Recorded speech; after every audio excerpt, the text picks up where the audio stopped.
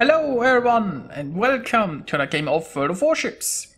Today's replay is from jfalter and he is in the Lyon, the tier 7 French battleship. He is on the map Sleeping Giant in a 3-point domination game mode, and it's a tier 9 battle, but not too many tier 9s around. Then again, never funny to be low tier, I suppose. And this battle has already been going for a while, but so far nothing too exciting has been happening. Now, this Amagi reached herself in a very uncomfortable position and... Wait, he was shooting the Alabama? Interesting. So it looks like the Amagi is trying to heal, but I don't think the Amagi will escape here. He is just on too low health and he is still broadside on. Now ship-wise it's pretty even.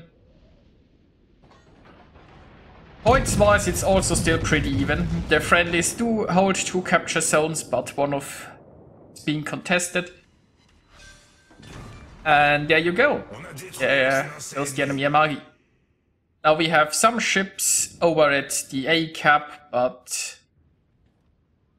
Yes, Richelieu pushing in. Maybe he can take out the New Orleans. This tier pit seems to be in retreat and the Ibuki is somewhere in the back.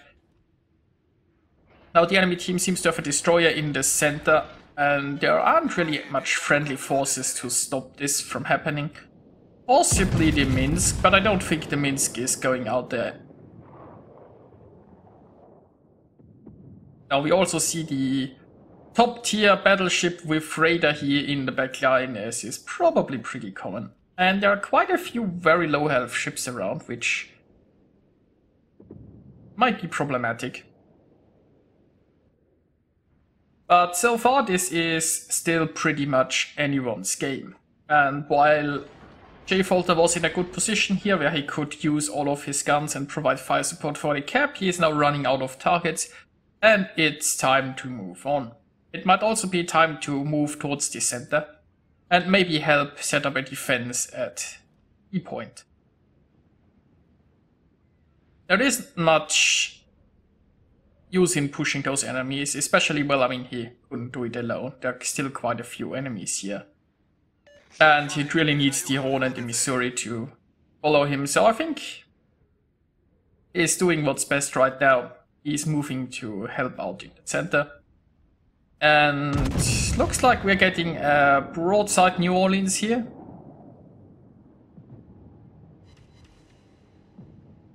Well, lots of overpens, but still quite a bit of damage. The Minsk is also opening up fire here. Unfortunately, there is still a destroyer in there and there is no radar or anything near to spot this guy in his smoke. So it looks like the enemies will most likely just take the B cap.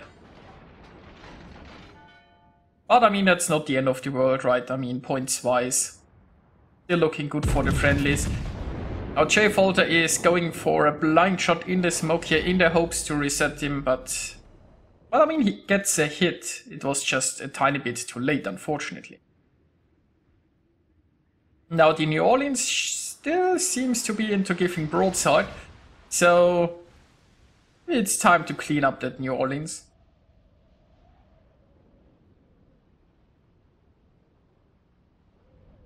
He's even, I mean, I think he's trying to get inside the smoke screen here, so that's why he's slowing down. And while he did manage to get undetected, it wasn't really in time. Now he's still floating, but that one citadel hurt a lot, probably. Now friendly Mahan here got taken out, that's unfortunate. He tried to hide inside his smoke screen, but I guess he was too slow for that.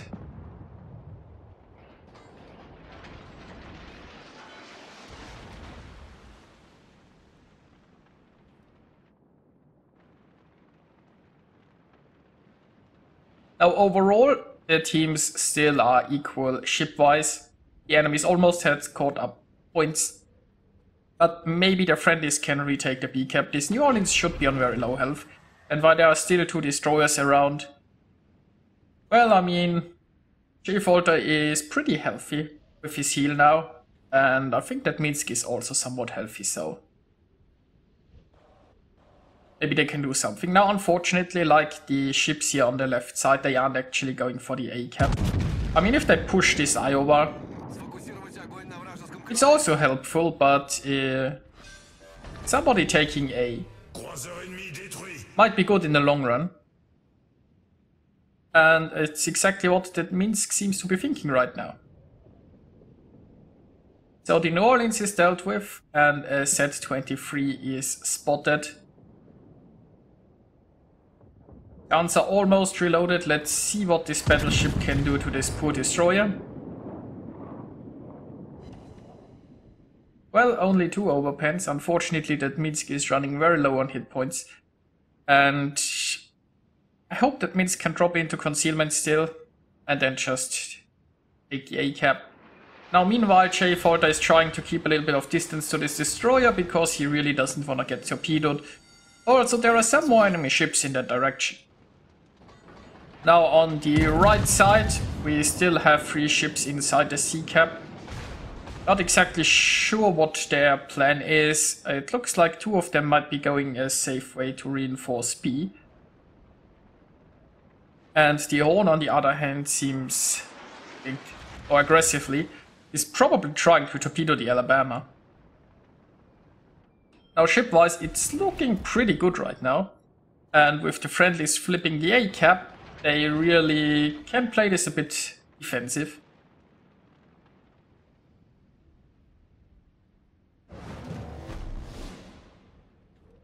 And well, Oron seems still pretty healthy, but he's pushed in pretty deep here.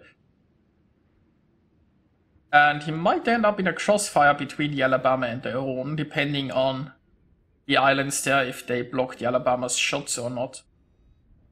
Now jfalter is looking over there, trying to help out. Hopefully he can get some shells into the Alabama.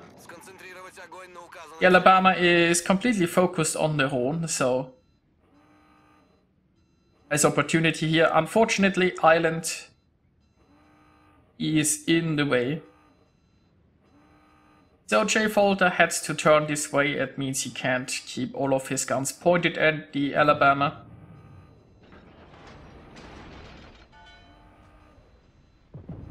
And it looks like he got a little bit too close to that island anyway. Which is inconvenient, because using all of his guns would really be helpful right now. Now the Rhone got taken out. He kinda pushed too deep without much support. But the friendly destroyers are taking the center. Everyone seems to be on pretty low health though. So let's hope they don't get spotted. This Alabama is also on pretty low health. He is on fire and almost down. I think the fire should finish the job. And indeed it does. Now the friendlies control all 3 cap zones. They are 1 ship ahead, so it's looking. Of course, if we look at their hit points, it looks slightly less amazing. Down goes one of them, so it's 4 against 4. Now this Ibuki is pushing in. How healthy is the Ibuki? Oh, the Ibuki is still pretty. So that's good news, I suppose. Now jfalter is also pretty healthy, but he is getting here in a position to help the Ibuki. If this Ibuki challenges the Chapayev, then he might need some help. I'm not sure why the Minsk is moving. Minsk doesn't have the best of concealment, so maybe he should be in a little bit more defensive position. The Benson, on the other hand, well, the Benson is also pretty much almost down.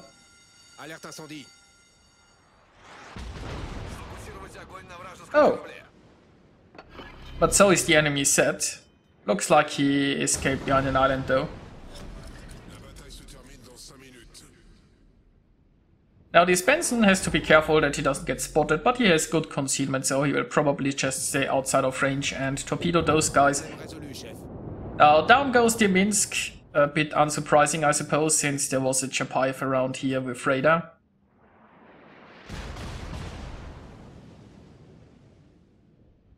Now Ibuki has opened up on the Chapayev. Chapayev is showing full broadside to a Lyon, so let's hope that this salvo just deals with him.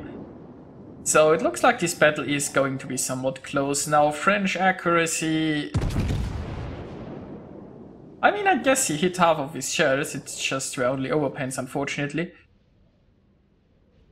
And Ibuki still very healthy, but he is going for a torpedo run, which means he is showing his full broadside towards the Chapayev. If he just kept his nose pointing towards this guy, he would probably be less risky. Now, meanwhile, the Benson here has been lost. I'm not sure what got him spotted. And it looks like showing full broadside didn't turn out so well for the Ibuki. Who would have thought? So it's now 2 against 4, but I mean this Chapayev is pretty low. I think we saw this set before being pretty low. So I guess there is some things going for the friendlies, and they still have a slight points lead. Oh, look at that! Down goes the Ibuki. Our shells on the way, and the Chapayev goes down. So it's 1 against 3 now. Well, I mean, there is only 3 minutes left to play, and the enemy team has less points but more caps. So I think like he will need to sink some ships here, not that he could drop into concealment anyway. Now he also is probably sandwiched between 2 cruisers, between 2 destroyers. And there is the Rhone, who also has torpedoes and is almost in torpedo range.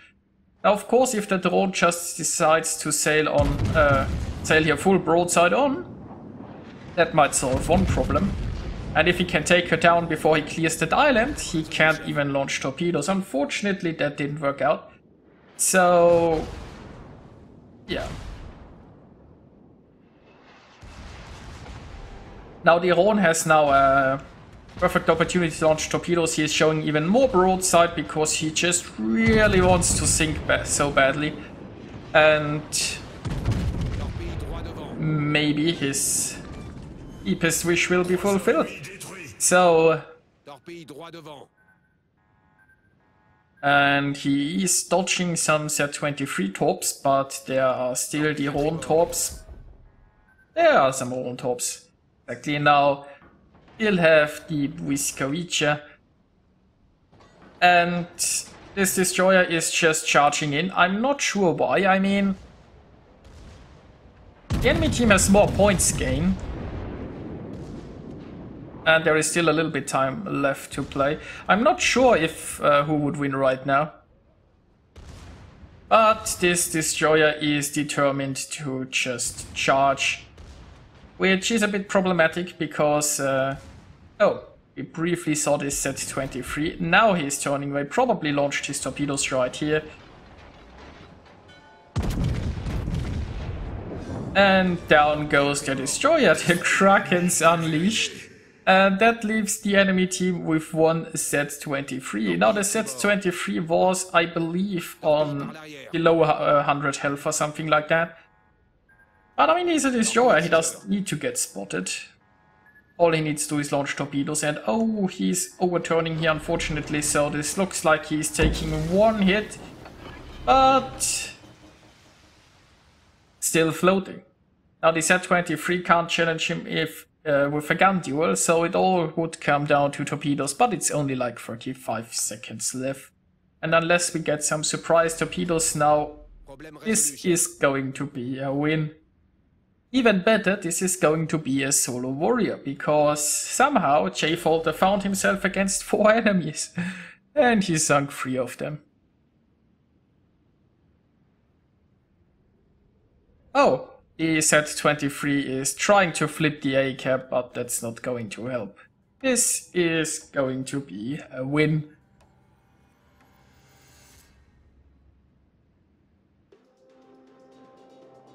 Now here we are with the results. jfalter earned himself 2,457 base experience. Nicely done by him. He basically just went towards a cap in the beginning, and for a very long time he just sat there and shot enemies and then went towards the center to defend when it was called for. Now jfalter earned himself a solo warrior, confederate, a dreadnought and a Kraken. He scored 142,000 points of damage, and This was quite the amusing replay because it looked very good for the friendly teams, but somehow they threw it. Then it looked pretty good for the enemy team, and again, somehow they threw it because they all thought they could sink jfalter, and they were sorely mistaken. So I hope you enjoyed watching this, and I'll see you guys next time.